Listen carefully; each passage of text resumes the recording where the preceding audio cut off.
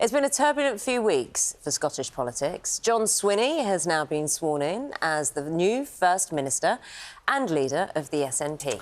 Yes, just a few days into the job, John Swinney joins us now. Very good morning to you, Mr. Swinney, and we appreciate you talking to us. Our first opportunity to speak to you in the role of First Minister. So welcome to the programme this morning.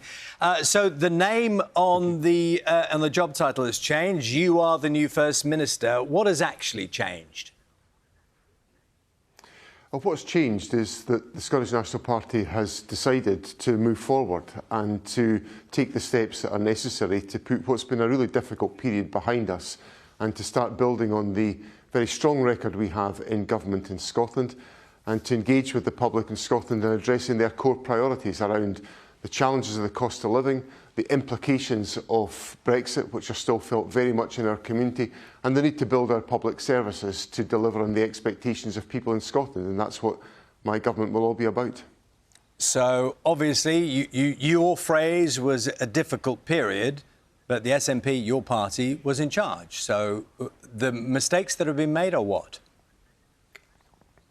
Obviously, it's been a difficult time, as I said. The agreement that we had in place with the Scottish Green Party ended very abruptly, and that has led to the circumstances which see me now as the First Minister of Scotland. And what I'm determined to do is to give the government very clear leadership to identify that our biggest driver will be the eradication of child poverty within Scotland.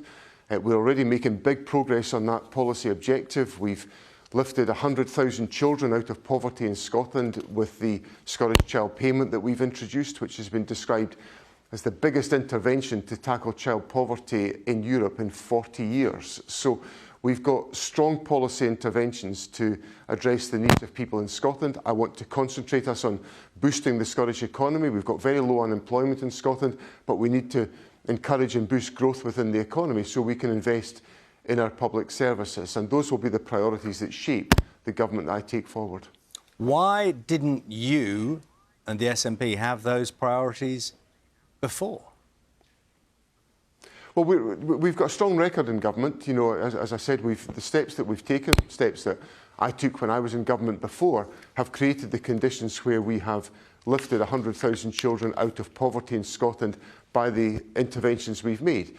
But we've not eradicated child poverty, so we've got work to do. And that's what my government will focus on, making sure that we take those decisive steps to eradicate child poverty by boosting the economy, by investing in our public services and making the fundamental difference that some of the other policy interventions we've put in place, such as the expansion of early learning and childcare so that our youngest children get the very best start in life, can have the effect of transforming the lives of individuals within Scotland. I will just point out, Mr. Swinney, as you're talking, we're having a little bit of interference from your microphone, which people will be hearing at home, but we can hear you OK, just to point that out to people. So let's look at your record, indeed the record of the SNP, and you've been talking about child poverty. In 2021, your role then was Education Secretary. You pledged to increase teacher numbers by 3,500 by 2026. Are you sticking by that commitment? I want to boost the teacher population within Scotland, but I've got to operate within the constraints of the public finances that we have. And obviously, a lot has changed since 2021 in relation to the public finances and the economic situation. We've had very significant inflation. We've had inflation in excess of 10%, which has eroded the value of public expenditure that we have available to us. So what I said to Parliament yesterday is that I've got to be straight with the public about the harsh realities of the public finances. We're operating in a climate where austerity has been prevailing for now over 14 years, and we need to recognise that that puts enormous pressure on our public finances when you have factors such as the high inflation added to those conditions. So we'll set out in the course of this year our budget proposals to allocate public expenditure, but we have to recognise there are significant challenges that exist. in taking forward some of those policy priorities because of the pressure in the public finances. So that sounds, unless I'm misunderstanding what you're saying, you are not standing by that pledge, because obviously teachers, people with children, will be interested in hearing a very clear answer about that, because presumably when you said it, you meant it, and you thought Scotland needed that. And today, as we speak, you are not able to stick by that pledge of 3,500 teachers by 2026. Can I be absolutely clear about that? Well, what I'm saying is that we've got to look at the available public finances to help us to deliver on these commitments. And since 2021, the public finances have changed No, I appreciate, Mr. Swinney, I don't mean to interrupt you, but you have just said that. I'm just trying to be absolutely clear that you cannot commit to that now in the way that you did then. Well, what we'll do is we'll set out over the course of our normal budget process to the Scottish Parliament the commitments that we can take forward. And we'll be open with the public about what we can afford, what we can do within the constraints of the public finances, and living with the implications of the sky-high inflation that's eroded the value of our public finances. So all of that will be set out as we work our way through the budget process, which comes to Parliament later on this year, and set out the commitments that we can deliver. Yeah, and if someone were listening to you say that, who are involved in education, they might find that pretty unsatisfactory, to be honest.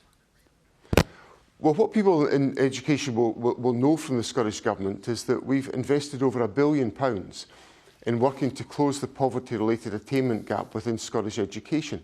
And that's about making sure that resources are targeted effectively to support young people who are wrestling with the challenges of poverty and where that's affecting their educational attainment. And we're already seeing good results as a consequence of that, with the poverty-related attainment gap being narrowed. We're seeing more young people from deprived backgrounds being able to go to university. We're seeing record levels of young people leaving school to go into positive destinations of work, of training, of further and higher education. So the government's educational interventions are working in achieving the objectives we set out of making sure that everybody, no matter their background, can prosper as a consequence of educational investment, which is coming from the Scottish Government. John Swinney, I would like to ask you about where independence for Scotland now sits in your priorities, because what appears to be emerging from you is you want to deal with the things that are directly affecting people. Maybe that's where things have slipped a little. Where does independence for Scotland lie in your priorities? And if you would, when and if, when do you see that happening? I've been a supporter of independence all of my adult life, so my First Ministership of Scotland will be about taking forward the arguments for independence and working to deliver Scottish independence. That's why I came into politics, and that's what I want to achieve. I think we can achieve independence by demonstrating that we are a very effective government in meeting the needs of people within the powers that we have already, and that will be a significant part of the work that I take forward.